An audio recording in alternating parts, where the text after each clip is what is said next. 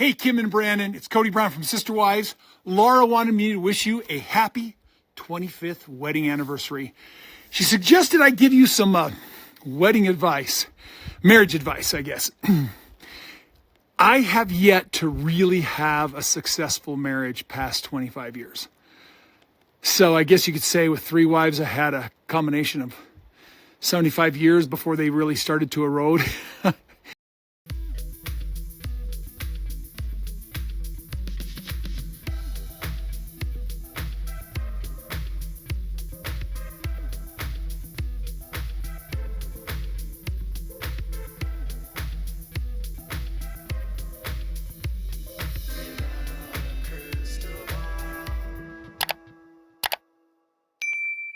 Hey everyone, it's Katie from Without a Crystal Ball. Welcome back to my channel. It's Tuesday, April 4th, 2023.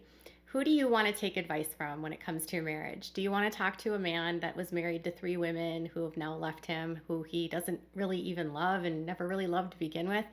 Or would you want to take advice from a man that maybe had a successful marriage and didn't have 3 wives leave him? Well, people on Cameo want advice from Kody, and Kody has actually increased the prices on his cameos because he's broke, I guess. And we're going to talk a little bit about this latest cameo from him, along with some snaps that were photographed of Miss Robyn looking somber out and about in Flagstaff. And we're also going to talk about a trip that Janelle Brown is taking to prove some of the haters wrong, or maybe some of the sources that are leaking over at the Sun. And at the end of this video, we're going to go through some tragic news that is happening in Utah related to the FLDS and a press release that's been put out by an advocacy group about something that's been going on with children in this group and why some parents are concerned for their safety. So we're going to do another 2-for-1, and I know some of you don't like these videos, but just so you are clear, the very first half of this video will be Sister Wives, and then we'll just do the press release at the very end. I just want to make sure that this information is noted, and knowing that a lot of you are interested in the topic of polygamy, it's easier to combine these topics together. So let's discuss Kody Brown giving life advice, Robyn Brown being out and about looking somber, Janelle Brown going to visit Christine, and Mary going to prom. So let's dive into today's topic. Can you do me a big favor and give this video a thumbs up? Also, make sure to subscribe to my channel by clicking on the subscribe button down below. Click on the bell if you want to get notified of any time I go live or new content loads. Make sure to leave a comment if you have something to say, and as always, share this video with your friends. So I was going through Kody's cameo, and we heard yesterday about how Gwendolyn was saying that her dad and Robyn have a habit of spending outside of their means and spending money that doesn't really belong to them. And she said that the wives are doing much better now that they're not with Kody, and they will be financially better off without him because everything won't be combined. They'll still do well financially, even though Kody has lived off them for years. She also suggested that Kody and Robyn are likely not to face any lawsuits by the women for potentially stealing their money. So Kody was over on Cameo, and it's really funny that people want to pay him money for these things, but he recently raised the price of his cameos. So about a week ago, Kody's prices were $100, and this week he has now increased the prices to $149. I'm guessing for purposes of getting cameos of people that are actually willing to pay or want to pay, or I don't know. Or else he thinks he's worth that amount because he got like 5 in a row. It's a lot of money for a 60-second video, and according to Cameo, his average length video is 60 seconds. In a recent Cameo, though, the person wanted some marriage advice for a couple that has celebrated 25 years of marriage. Kody made the comment that his marriages, he has 75 years collective of experience in marriage. And I don't agree with that because each one of the marriages happened at the exact same time. He doesn't have more years of experience in marriage than the years that he's lived on the planet. So he doesn't have 85 years of experience or 75 years of experience or 88 years of experience, as he would say. But he did say that it's important that you love your wife and be in love with them.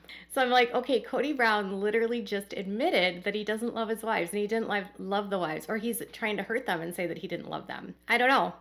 I can't figure out this man, and he continues to keep fodder for the internet. But Kody Brown says this.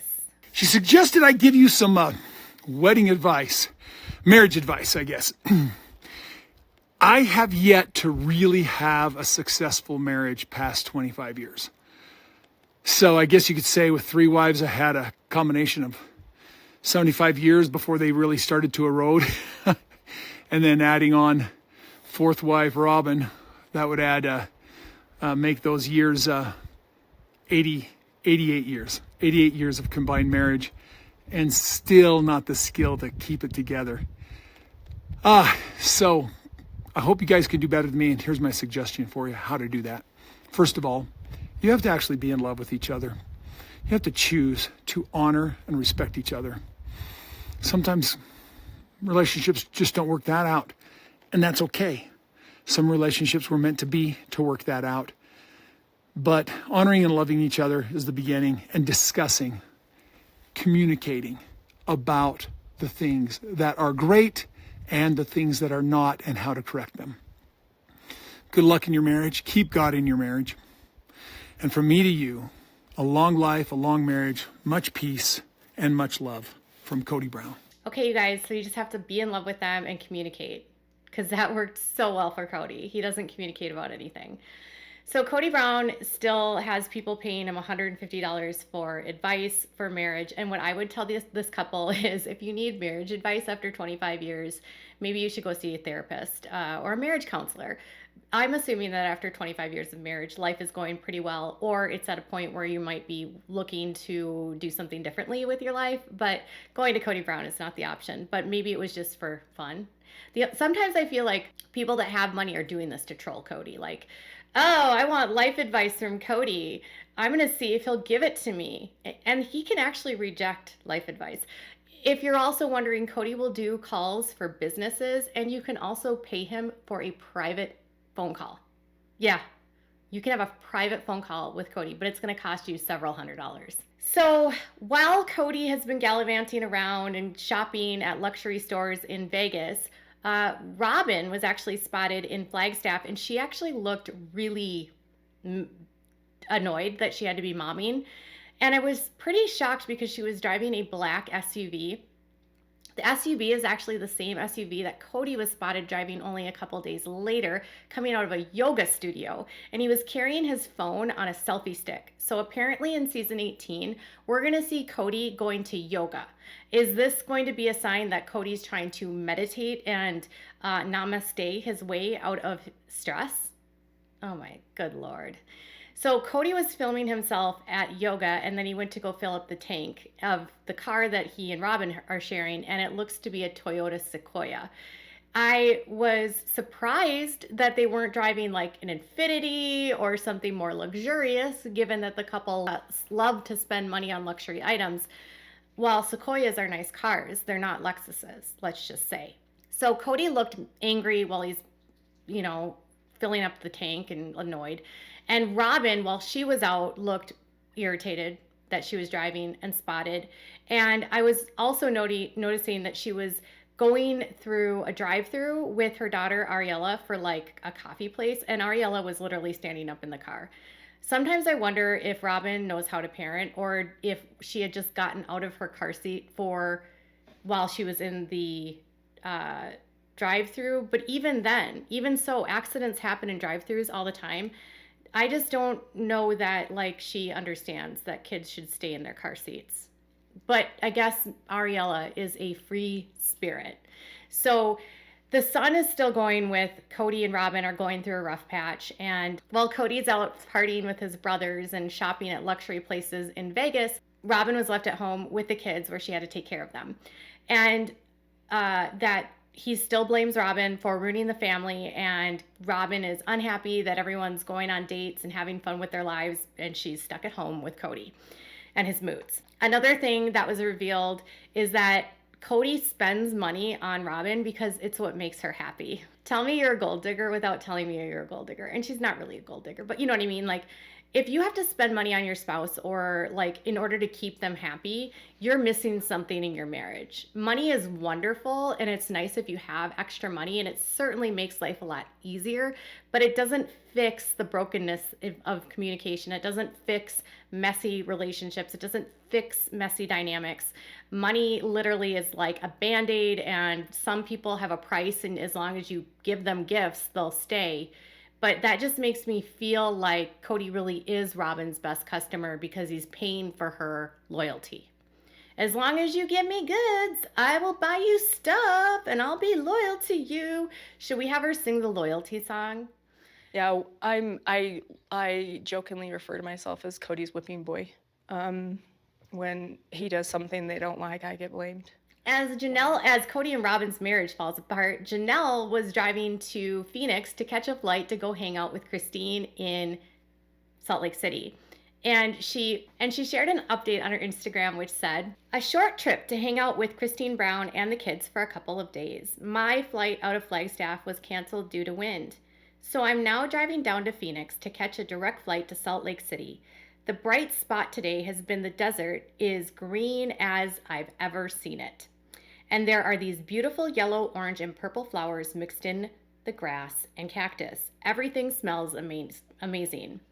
I need to go driving in the next couple of weekends to make sure I catch this amazing bloom of Arizona wildflowers before the heat starts to catch up with them." So she did a video and she actually looked really happy, and she said that it smelled really nice. I always get so jealous of people that can enjoy flowers because I'm allergic to everything. But it definitely was a pretty shot of her. And it looks like she's like enjoying life. And then she actually posted a story where she's eating some food out with Salt Lake City. And I felt like this was, in an indirect way for Janelle to say, like, regardless of what's being said in the tabloids about me, like, Christine and I are still friends. Because the Sun is now still reporting that Janelle and Christine are still fighting, even though Janelle's going to visit her. And I mean, yes, you can be like not agreeing with each other and still be friends.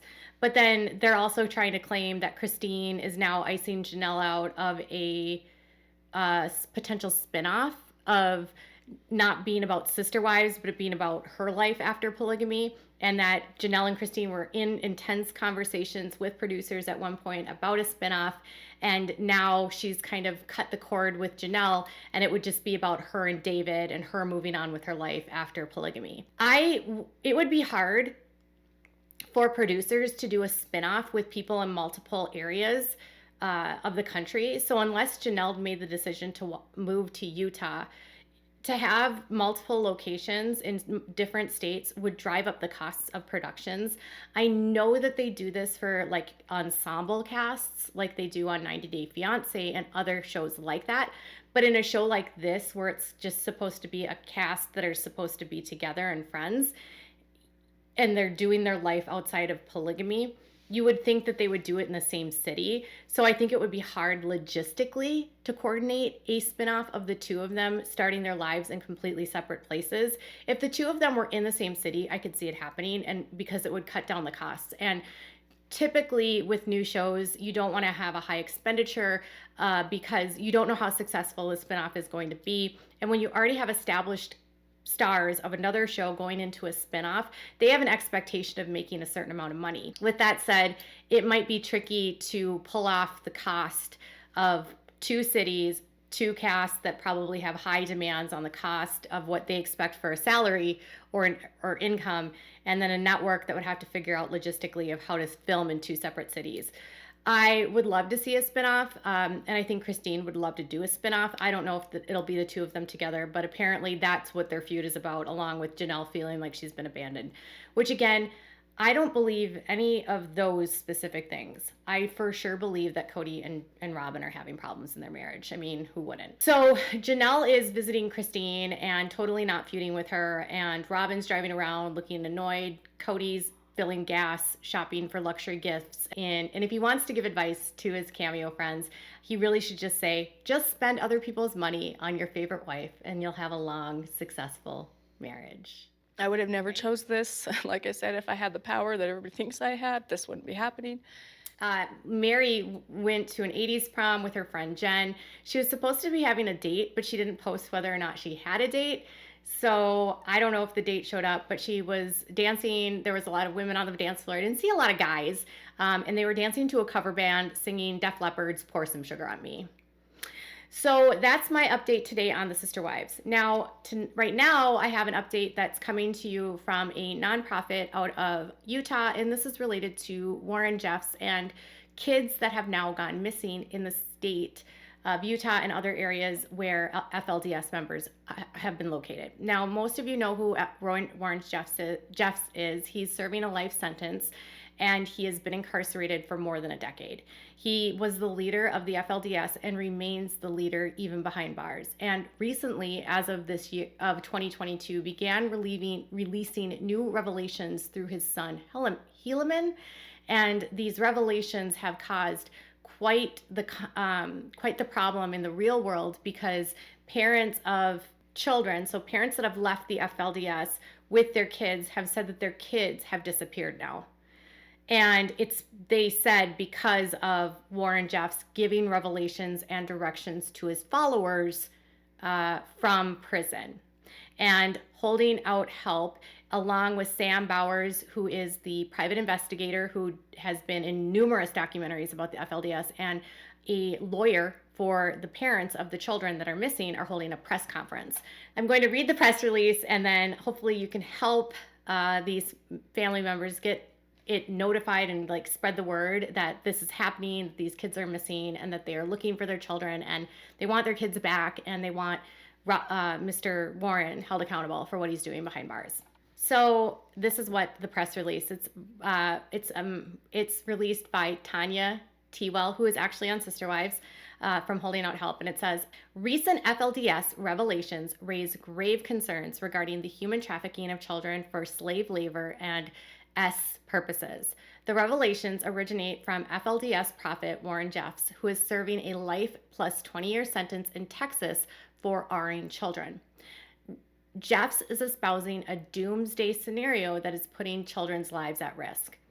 Parents who have left the FLDS, the Fundamentalist Church of Jesus Christ of Latter-day Saints, report that their children are being taken or are running away due to several recent revelations by Jeffs. Despite the fact that Jeffs is in prison for life, he still manages to rule over his followers from his prison cell through communications with family members and visitors at the prison. His son, the new acting FLDS leader, Helaman Jeffs, has been ordained the prophet's mouthpiece and is actively carrying out his father's direct orders, requiring loyal parents to seek out their children and return them to the church in preparation for the end of times. As a result, many parents who left the FLDS with their children are finding them missing or running away and attribute the disappearances to the FLDS. Jeff's mother, Marilyn S. Jeffs, claims that she is a witness to the validity of the revelations and that they are accurate and true. One of the more recent revelations speaks of the gatherings up of faithful members to become part of the building up of Zion. Jeffs requires his loyal followers to become pure so that they will become translated beings. They must first die as a part of the process. Parents who are no longer part of the FLDS fear that Jeff's revelations portend of other tragic events carried out by similar doomsday cults. In an August 10th, 2022, a revelation from Warren Jeffs through his mouthpiece, Helaman, said this, and they will prepare themselves and their children to either be translated or celestial resurrected. Because translated people must die. That is called in the scripture twinkling of the eye time period. Yeah, more clearly, Godhead twinkling of the eye time period. The time period Jesus Christ's physical body lay in the grave before he was resurrected. Approximately 2.5 days to 3 days in the grave, then resurrected pure, and the translated people must die.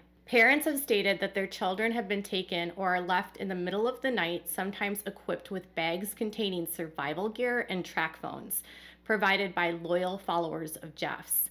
The children are reportedly given instructions on where to go, and they obey because they are coerced into believing that their salvation depends on it.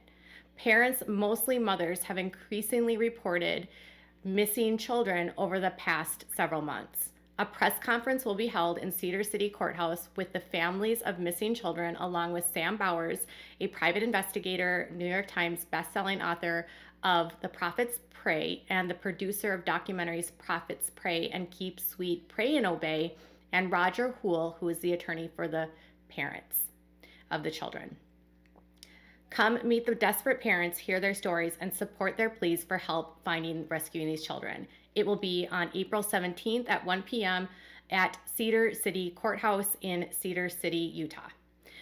So if you have been paying attention to the news, you will notice that there's a lot of children that are being reported missing in the FLDS in the recent months. One of Warren Jeff's nephews actually was recently arrested for kidnapping, and there have been multiple mothers that have been trying to find their children for months now that have been posting about it on Facebook. There's actually a mom that has like multiple sons that have been gone missing that were taken by FLDS family members. And so what they're basically saying is that this revelation has had loyal followers of him. So it's family members of the kids, whether it's like a parent that's still in or a grandparent or a sibling or whoever, that's going to the ex-members' homes, taking the kids out of the homes and coercing them and then taking them back to the FLDS. Their fear is that their lives are at risk because of this declaration that they must die in order to be prepared for the end of days. So it's for sure like doomsday premonitions coming from Warren Jeffs. A lot of people have been outraged knowing that Jeffs is giving orders like this. I do think that the press conference is to help build up a better understanding of what is going on, how many children have been impacted that they know of, and a better estimation of like what can be done to help find these children, on top of how do you hold the people that are doing this accountable? How do you hold Warren Jeffs accountable? A lot of people are asking, like, why does he get visitation? I am not here. I can't speak to that. I don't know how that works. I know that they can restrict it if things like this do happen, but I don't know where he's at with that as far as like any kind of additional criminal actions or having visitations restricted. So Warren's had been very quiet for years, and now he wants to like rebuild his nation. And it sounds like it's taken a really dark turn. And his mental health has been a huge question while he's been in prison. And obviously he's not clear in the head. And it just shocks me that even to this day, he can exert such control. And if you are questioning whether or not these children are missing, they're missing. I have seen it all over Facebook. I've talked to dozens of people that are ex-FLDS members. It's been a huge issue. And so I'm just bringing it here so that more of you can pass the information on, get aware of the issue happening, and hopefully find a way to help the families find their kids and bring more exposure, a national exposure, to this problem that's plaguing this group. I've put a community tab with the full press release in my community tab with all of the details and the address of where the press conference is if you're local. And if you have any comments, questions, or concerns, always feel free to reach out to me. And what are your thoughts about all of this? Kody and Robyn's marriage falling apart, Janelle and Christine reuniting, and about the missing children in the FLDS. Tell me in the comments below. Bye, guys.